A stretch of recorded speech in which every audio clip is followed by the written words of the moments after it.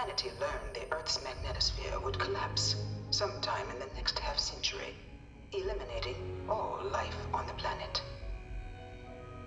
Decisive action was required, but the secure transport of an entire civilization would demand a new kind of cooperation, a new kind of courage, and a new kind of union. Thus, in 2159, the United Colonies were formed to make that journey possible. Just 1 year later, the Galileo, the first of many colony ships, touched down here on Jemison, beginning a new era of human history, the age of the United Colonies.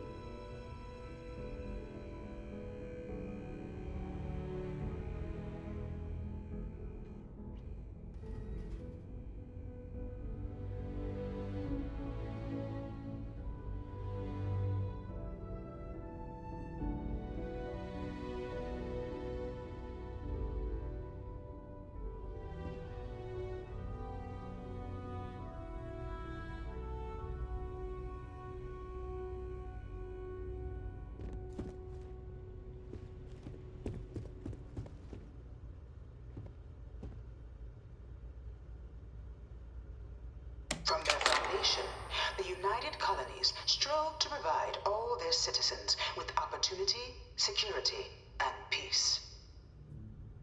But there were those among the UC that still wanted something more: independence. So in 2161, the UC issued the Centaurus Proclamation, granting UC citizens the right to settle distant worlds and form their own sovereign powers. It wasn't long before the first new faction, the Free Star Collective, was formally organized in 2188, later followed by House Varun, revealing themselves to the universe in 2230.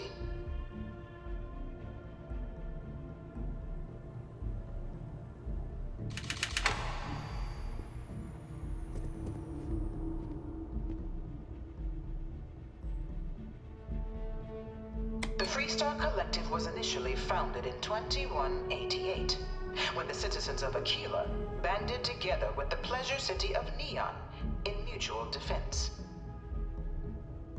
But in 2194, after the deployment of a UC medical star station in orbit around their world, the citizens of Narion also requested to join the collective.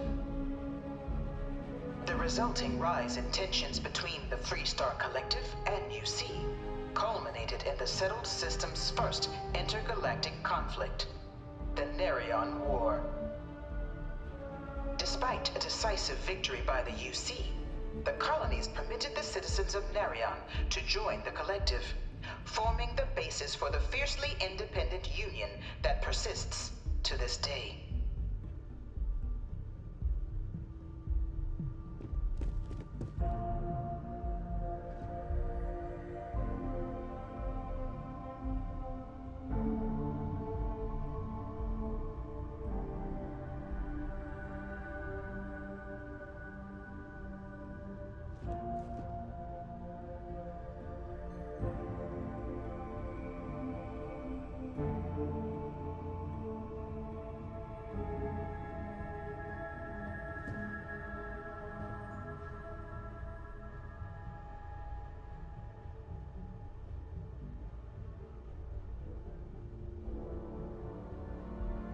It was only in 2230 that the faction known as House Varun first made contact with the rest of the settled systems.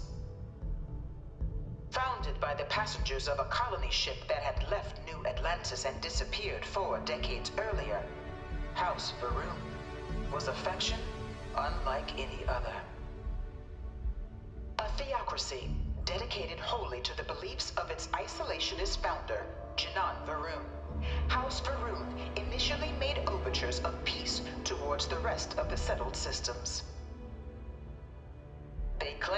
only intention was to spread the word of their god, the Great Serpent. But none could have guessed that this worship might take the form of a bloody war, the Serpent's Crusade.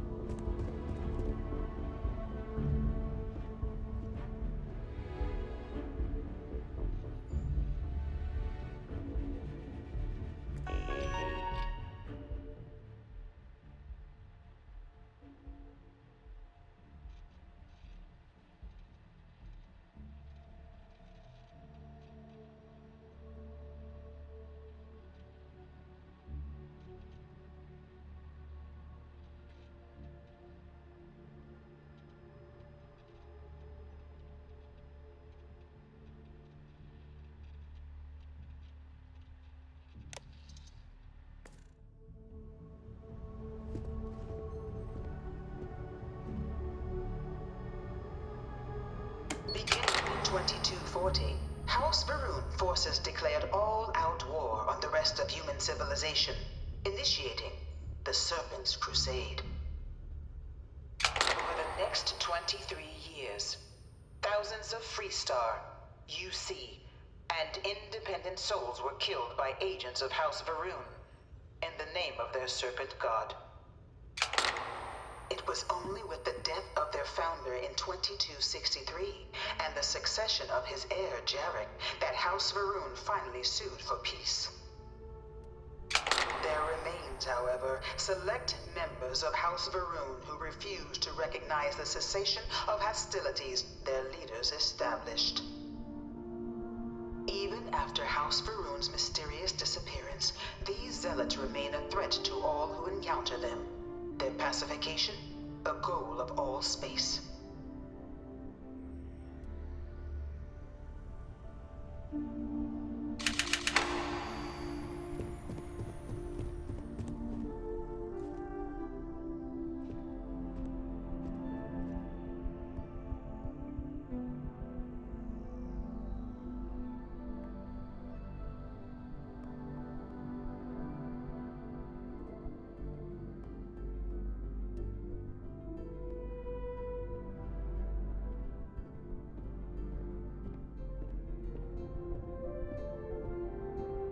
Of the many conflicts between the galaxy's factions, none was more brutal than the recent colony war between the UC and the Freestar Collective. Set off by the unauthorized Freestar colonization of Vesta's Pride in 2308, a direct violation of the Nerion Treaty, the colony war spread quickly across the galaxy. Both sides deployed every tool at their disposal. Armadas of warships, mechanized combat platforms, or mechs, even bioengineered alien creatures, the infamous UC xeno-weapons. It was only in 2311 at the Battle of Cheyenne that the scales finally tipped. The Freestar Collective, utilizing their civilian fleet as a human shield, successfully crippled the superior United Colonies Navy. After their shocking victory against the galaxy's greatest navy, the Freestar Collective offered terms of peace, which the colonies, out of an interest in staving off any further human costs, accepted. The galaxy has been rebuilding ever since.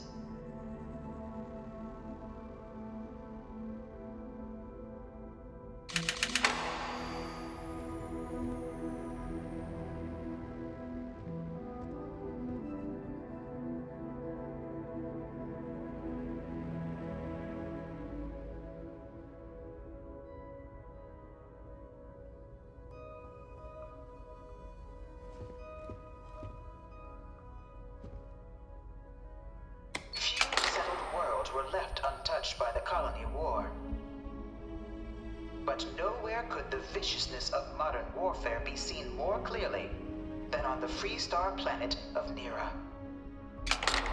Initially occupied by invading United Colonies forces as a forward operating position, repeated attempts to take and retake the planet by collective forces led only to devastation.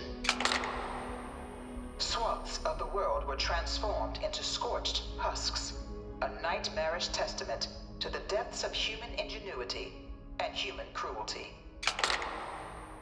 And today, Nira remains a continuing reminder to the horrors of unfettered war.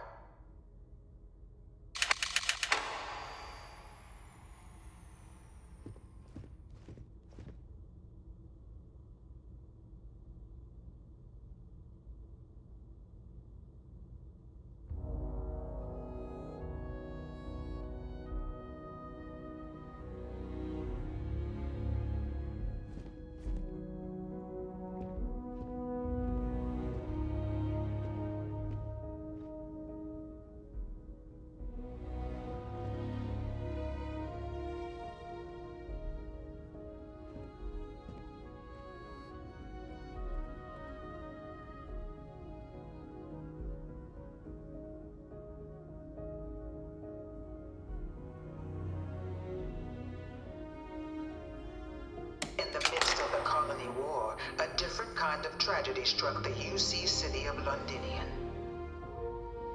A newly constructed but critical supply center for the United Colonies' war effort, Londinian found itself overrun by one of the galaxy's most mysterious predators, the Terramorph. A rare but pervasive threat to all human-settled worlds, Terramorphs swept over the city, seemingly out of nowhere, on a scale never before seen in recorded history. Valiant efforts by the UC military slowed the onslaught, but the creatures proved unstoppable.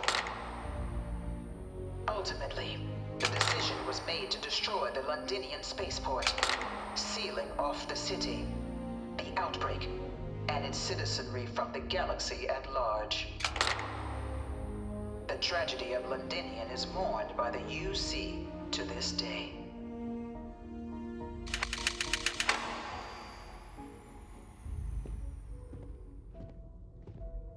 Dad wanted me to apply for the administration track at school, but I'm going to be a xenobiologist.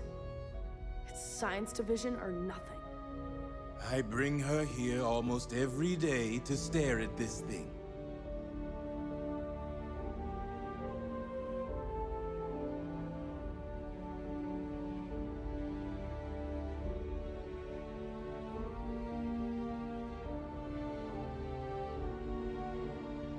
All 4 of my last science papers have been on terramorphs. This thing's like an artist's rendition, right? No animal can be this ugly in real life.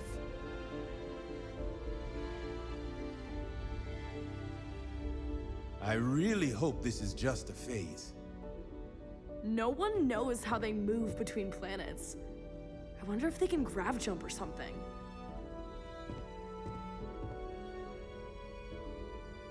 One of my slates said terramorphs can control people's minds.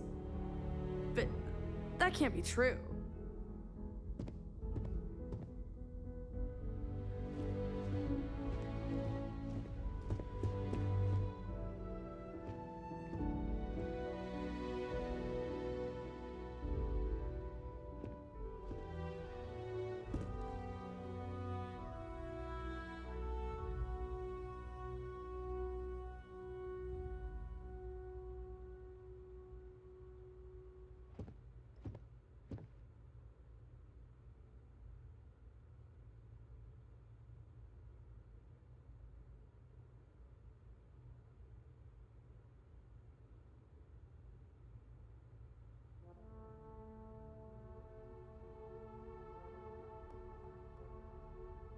After the devastation wrought by the colony war, the UC and the Freestar Collective came together to ratify a treaty that became known as the Armistice.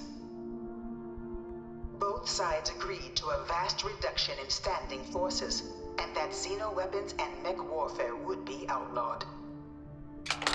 All related research was sealed away, accessible only in cases of dire emergency. But the Collective had another demand, that the active commanders of the UC military stand trial for their actions. The united colonies in the interest of peace and galactic security agreed. In 2311, 3 United Colonies senior officers were found guilty. Commander Henry Durant, General Indira Rastogi, and Fleet Admiral Francois Sanon, known better as Ve Victus. All were sentenced to death for their actions, bringing the colony war to a close and returning peace to the galaxy at long last.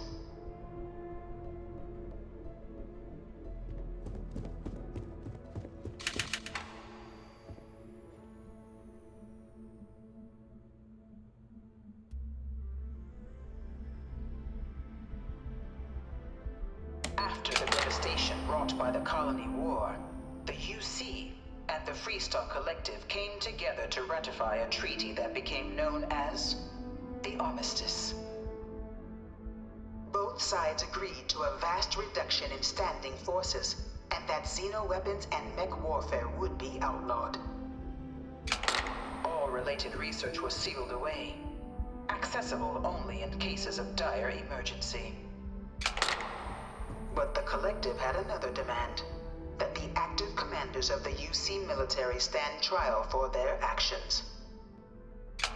The United Colonies in the interest of peace and galactic security agreed. In 2311, 3 United Colonies senior officers were found guilty.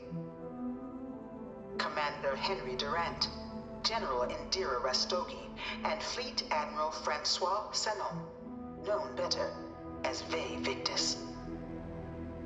All were sentenced to death for their actions, bringing the colony war to a close and returning peace to the galaxy at long last.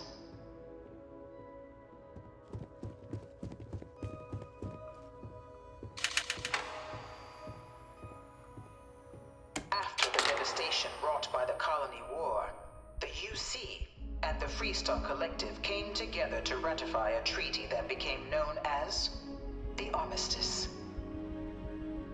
Both sides agreed to a vast reduction in standing forces, and that xeno-weapons and mech warfare would be outlawed. All related research was sealed away, accessible only in cases of dire emergency. But the Collective had another demand, that the active commanders of the UC military stand trial for their actions. The United Colonies in the interest of peace and galactic security agreed. In 2311, 3 United Colonies senior officers were found guilty.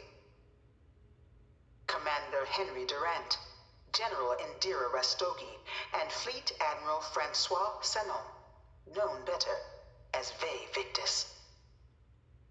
All were sentenced to death for their actions, bringing the colony war to a close and returning peace to the galaxy at long last.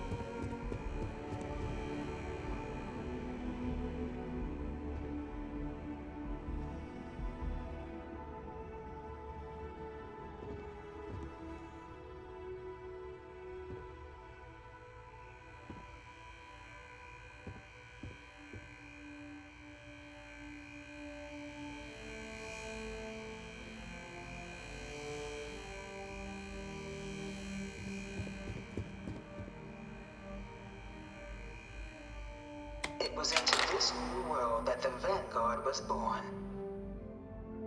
An official branch of the UC Navy, the Vanguard is the United Colonies Volunteer Fleet, serving a myriad of security, logistical, and reconnaissance roles.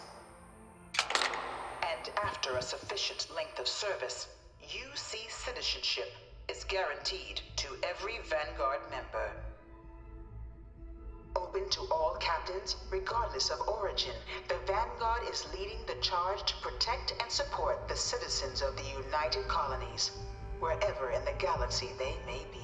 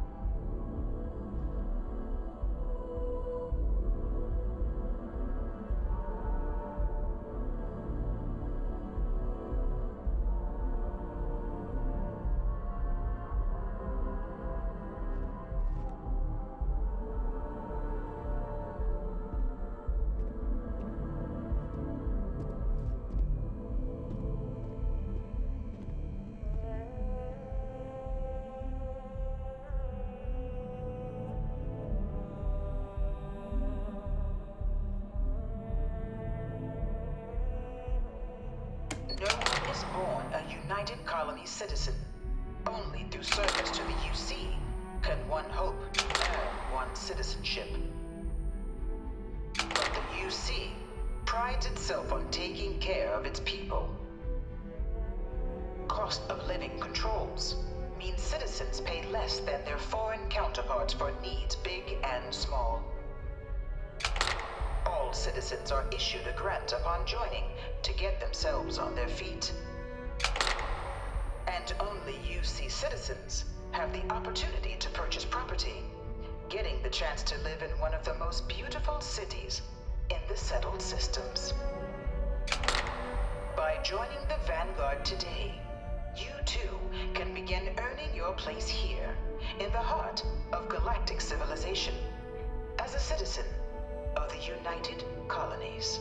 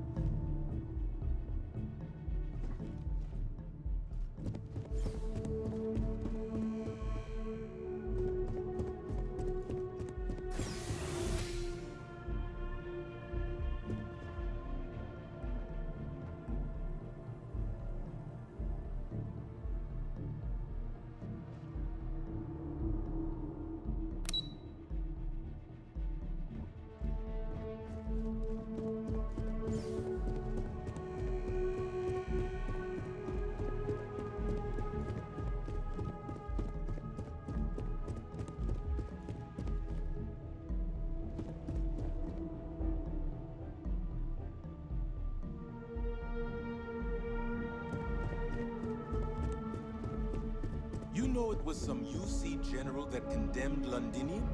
Gave it over to these things. One of these murals said he was executed after the war. Might have gotten off too lightly.